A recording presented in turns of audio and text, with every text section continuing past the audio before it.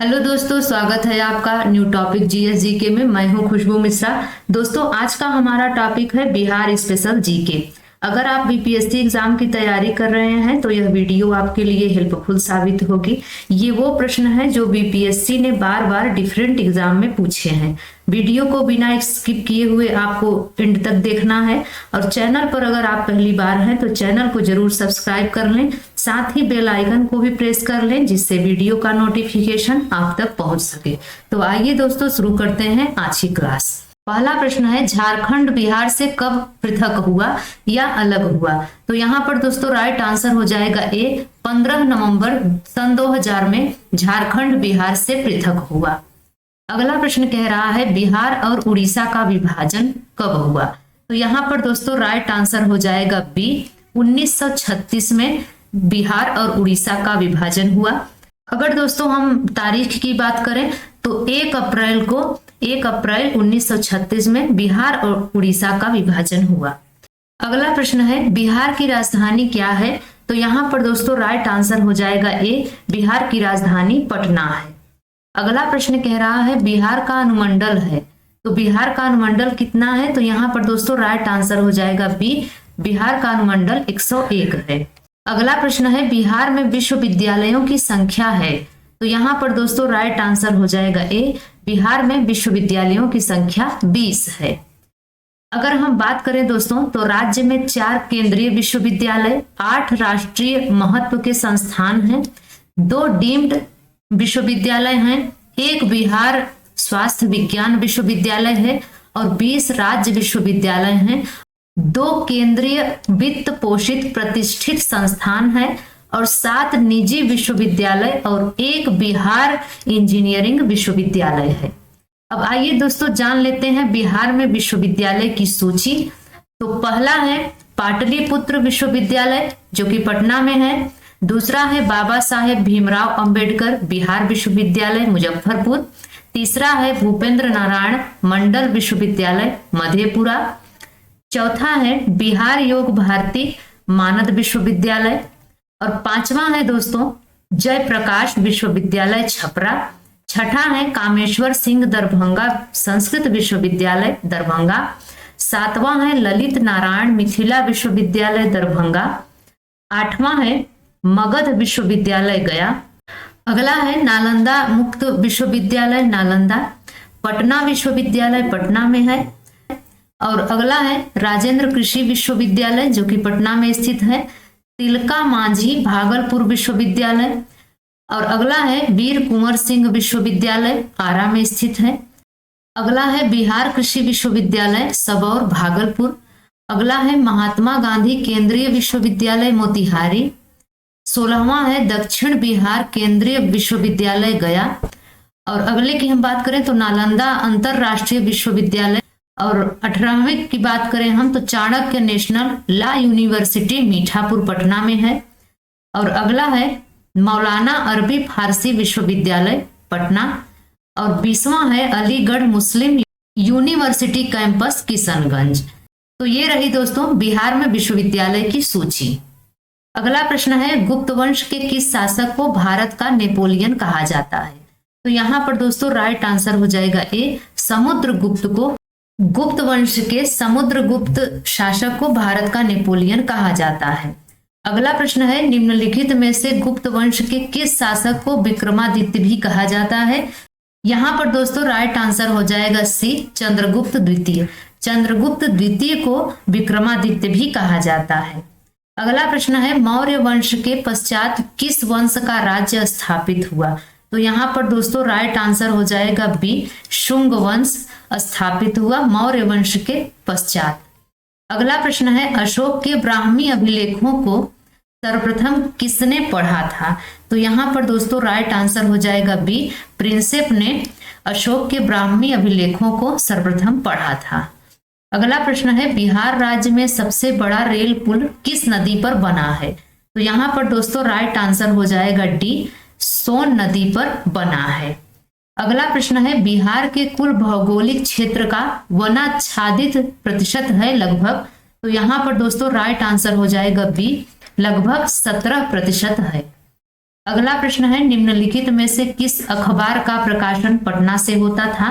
तो यहाँ पर दोस्तों राइट आंसर हो जाएगा ए, इंडियन नेशन नामक अखबार का प्रकाशन पटना से होता था। अगला प्रश्न है बोध गया में बोधि वृक्ष अपने वंश की किस पीढ़ी का है? तो यहाँ पर दोस्तों राइट आंसर हो जाएगा बी, चतुर्थ पीढ़ी का है। अगला प्रश्न है जैन धर्म के प्रवर्तक महावीर स्वामी का जन्म स्थान कहाँ है? तो यहाँ पर दोस्तों राइट आंसर हो जाएगा सी, कुंडग्राम। कुंडग्राम जैन धर्म के प्रवर्तक महावीर स्वामी का जन्म स्थान था। अगला प्रश्न है वर्धमान महावीर ने कहाँ निर्माण प्राप्त किया था? तो यहाँ पर दोस्तों राइट आंसर हो जाएगा डी, पावापुरी में वर्धमान महावीर ने निर्माण प्राप्त किया था। अगला प्रश्न है पटना में किस सिख गुरु का जन्म हुआ था?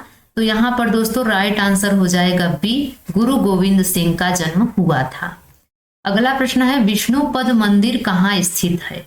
तो विष्णुपद मंदिर की बात करें दोस्तों तो यह गया में स्थित है, बी ऑप्शन बिल्कुल सही हो जाएगा। अगला प्रश्न है बिहार के किस पर्यटन केंद्र पर गर्म जल के अनेक स्रोत हैं? तो यहाँ पर दोस्तों राइट आंसर हो जाएगा सी, राजगीर में। अगला प्रश्न है निम्नलिखित में से किस नगर में प्रथम बौद्ध सभा आयोजित की गई थी? यहाँ पर दोस्तों राइट आंसर हो जाएगा सी, राजगीर नगर में प्रथम बौद्ध सभा आयोजित की गई थी। अगला प्रश्न है राजगृह का पुराना नाम क्या था? यहाँ पर दोस्तों राइट आंसर हो जाएगा बी, गिरिव्रज राजगृह का पुराना नाम था। इसके अलावा वसुमतीपुर, बृहद्रथपुर और कुशाग्रपुर के नाम से भी जाना जाता है। और राजगृह का अर्थ होता है दोस्तों, राजगृह का अर्थ होता है राजा का महल। अगला प्रश्न है बिहार का सबसे कम जनसंख्या घनत्व वाला जिला है? तो यहाँ पर दोस्तों राइट आंसर हो जाएगा ए, कैमूर बिहार का सबसे कम जनसंख्या घनत्व वाला जिला है। अगला प्रश्न है बिहार का सबसे कम जनसंख्या वाला जिला कौन सा है? यहाँ पर दोस्तों राइट आंसर हो जाएगा बी, शेखपुरा बिहार का सबसे कम जनसंख्या वाला जिला है। अगला प्रश्न है भारत में जनसंख्या के अनुसार तीसरा एवं क्षेत्रफल के अनुसार 12वां राज्य है? यहाँ पर दोस्तों राइट आंसर हो जाएगा बी, बिहार भारत में जनसंख्या के अनुसार तीसरा एवं क्षेत्रफल के अनुसार 12वां राज्य है। अगला प्रश्न है बिहार में प्रति 1000 पुरुषों पर महिलाओं की सबसे कम संख्या वाला जिला कौन सा है? तो यहाँ पर दोस्तों राइट आंसर हो जाएगा सी, मुंगेर जिला है। अगला प्रश्न है इंडिका के लेखक कौन थे? तो यहाँ पर दोस्तों राइट आंसर हो जाएगा इंडिका के लेखक मेगास्थनीज थे, सी ऑप्शन बिल्कुल सही हो जाएगा। अगला प्रश्न है मेगास्थनीज ने भारतीय समाज को कितनी श्रेणियों में विभाजित किया? तो यहाँ पर दोस्तों राइट आंसर हो जाएगा बी, 7 श्रेणियों में मेगास्थनीज ने भारतीय समाज को विभाजित किया। अगला प्रश्न है नालंदा विश्वविद्यालय की स्थापना का युग है? तो यहाँ पर दोस्तों राइट आंसर हो जाएगा सी, गुप्त युग जो है वो नालंदा विश्वविद्यालय की स्थापना का युग है। अगला प्रश्न है विक्रमशिला शिक्षा केंद्र के संस्थापक का नाम है? तो यहाँ पर दोस्तों राइट आंसर हो जाएगा डी, धर्मपाल विक्रमशिला शिक्षा केंद्र के संस्थापक का नाम है। अगला प्रश्न है विक्रमशिला विश्वविद्यालय में किस विषय की पढ़ाई विशेष रूप से होती थी? तो यहाँ पर दोस्तों राइट आंसर हो जाएगा सी, तंत्र विज्ञान की पढ़ाई विशेष रूप से होती थी। अगला प्रश्न है महात्मा बुद्ध ने अपना प्रथम धर्म चक्र प्रवर्तन किस स्थान पर दिया था? तो यहाँ पर दोस्तों राइट आंसर हो जाएगा डी, सारनाथ में महात्मा बुद्ध ने अपना प्रथम धर्म चक्र प्रवर्तन दिया था। अगला प्रश्न है द्वितीय बौद्ध संगीति का आयोजन किस शासक ने किया था? तो यहाँ पर दोस्तों राइट आंसर हो जाएगा डी, कलाशोक ने द्वितीय बौद्ध संगीति का आयोजन किया था। अगला प्रश्न है महावीर जैन की मृत्यु निम्नलिखित में से किस नगर में हुई? तो यहाँ पर दोस्तों राइट आंसर हो जाएगा सी, पावापुरी में महावीर जैन की मृत्यु हुई। अगला प्रश्न है जैन धर्म के प्रवर्तक महावीर स्वामी का जन्म कहाँ हुआ था?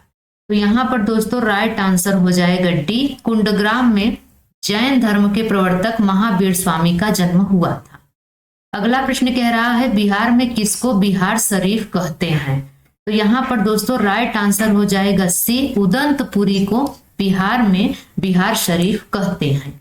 अगला प्रश्न है बिहार में किस स्थान से 2 यक्ष मूर्तियां प्राप्त हुई थी? तो यहाँ पर दोस्तों राइट आंसर हो जाएगा डी, पाटलिपुत्र से 2 यक्ष की मूर्तियां प्राप्त हुई थी। अगला प्रश्न है बिहार की मुख्य खाद्यान्न फसलें हैं? तो यहाँ पर दोस्तों राइट आंसर हो जाएगा बी, चावल, गेहूं एवं मक्का बिहार की मुख्य खाद्यान्न फसलें हैं। अगला प्रश्न है वर्तमान में बिहार में संपत्ति का मुख्य स्रोत क्या है? तो यहाँ पर दोस्तों राइट आंसर हो जाएगा सी, वर्तमान में बिहार में संपत्ति का मुख्य स्रोत कृषि है। अगला प्रश्न है बिहार सरकार के द्वारा कर्मचारियों के वेतन एवं पेंशन पर अपने समस्त संसाधनों का कितना प्रतिशत व्यय किया जाता है? यहाँ पर हो जाएगा राइट आंसर बी, 43% व्यय किया जाता है। अगला प्रश्न है वर्ष 2006-07 में बिहार का विकासात्मक व्यय इसके कुल व्यय का था? तो यहाँ पर दोस्तों राइट आंसर हो जाएगा ए, लगभग 60% इसके कुल व्यय का था। अगला प्रश्न है बिहार में पहली बार किनके द्वारा राज्य का आर्थिक सर्वेक्षण प्रस्तुत किया गया? सुशील मोदी द्वारा बिहार में पहली बार राज्य का आर्थिक सर्वेक्षण प्रस्तुत किया गया। अगला प्रश्न है भारत में चालू मूल्यों पर प्रति व्यक्ति न्यूनतम आय वाला राज्य है? तो यहाँ पर दोस्तों राइट आंसर हो जाएगा सी, बिहार राज्य है।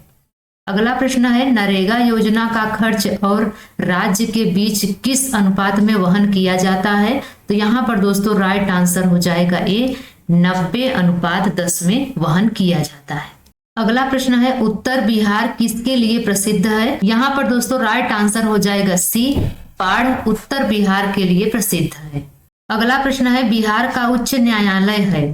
तो यहाँ पर दोस्तों राइट आंसर हो जाएगा ए, बिहार का उच्च न्यायालय पटना है। अगला प्रश्न है बिहार का राजकीय भाषा है? तो यहाँ पर दोस्तों राइट आंसर हो जाएगा ए, बिहार का राजकीय भाषा हिंदी व उर्दू है।